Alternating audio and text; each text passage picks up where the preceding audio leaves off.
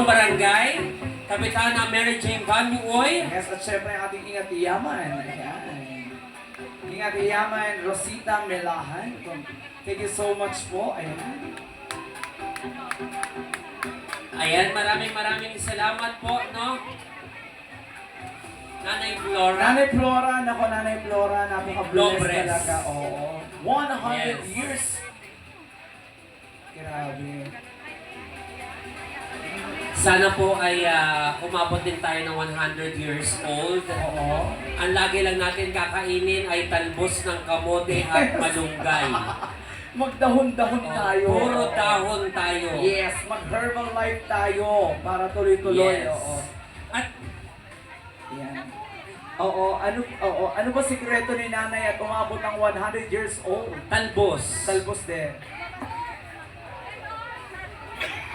Oh. Red horse? Red horse talaga? Naku, bumili na kayo ng red horse. Talaga? Oh my God. Pulang kabayo. Hoy! Nasa harap ninyo.